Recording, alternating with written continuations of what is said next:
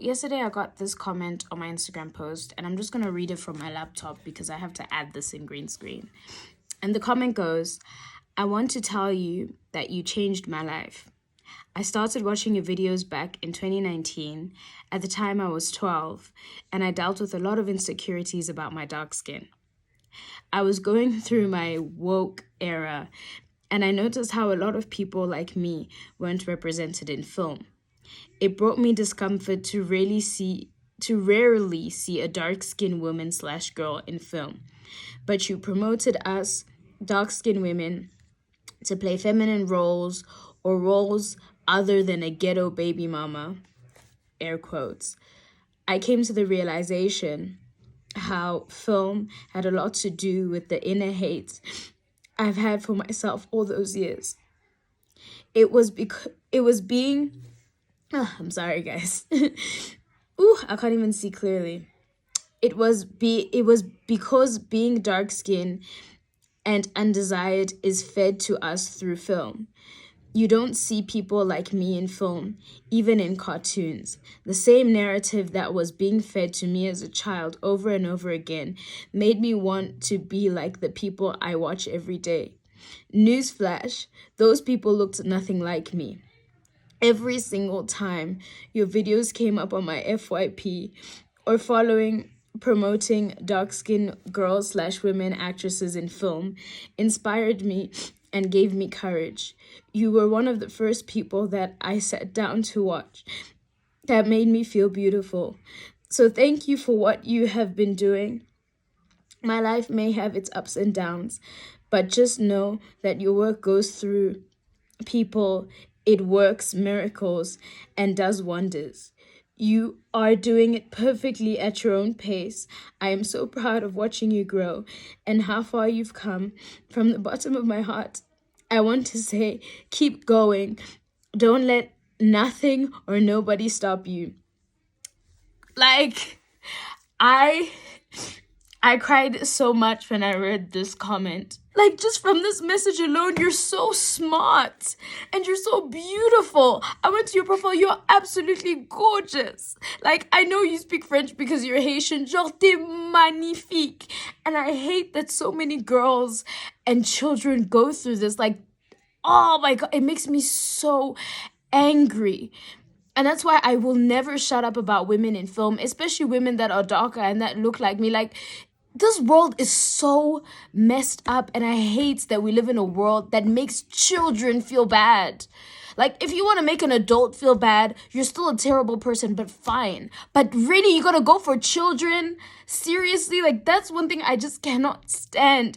And I hate that you've been through so much, but I love that you're working through it, and you have no idea how much it means to me that the little bit of work that I do can make you feel better. I just know I'm so tired of seeing beautiful, intelligent, smart, capable, talented young girls made to feel some type of way, either because it's of the color of our skin or the texture of our hair. Like, no way, dude. Like, no freaking way. I had a terrible childhood, like the kind of childhood that I'm still recovering from, whether it's depression or night terrors. I lost my parents in a car accident when I was 6 years old. They went grocery shopping for my birthday and they never came back. They got hit by a truck. This is my mom and dad. I don't usually talk about them. But them dying wasn't even the worst part that happened. The worst part was, imagine being an orphan on a continent that doesn't care about children. There's nobody to protect you. There are no laws. Your own family, like, people take advantage of you and they make you suffer because there's no one to protect you. They know the people that will protect you are dead. So there's no one that they have to be held accountable to. And it was horrible. And I remember I told God, I was like, you know what? I've been through so much. The rest of my life has to be amazing. Like, it just has to. Like, I'm not taking anything less, you know? And this world will make you feel like you don't belong, or that people like you, whatever that you is, whether it's because you're dark or you're black or you're gay or what, like, people like you don't belong. Don't belong where? I'm sorry, but last time I checked, this is my planet too. It's as much my planet as it is yours. And sis, like, don't let anybody make you feel like you don't deserve to be everything that you know that you're capable of being, that you don't deserve to have everything that you know that you want to have, every good thing. Like, I just I hate it. But I am so proud of you and I'm so grateful for you. You are so smart. Just look at your words. I can't be, you're 14, girl. Really? Oh my gosh. You're so smart. You're so beautiful. T'es absolument magnifique. And this world doesn't deserve you. You deserve every single good thing you have, and nobody has the right to make you feel anyhow.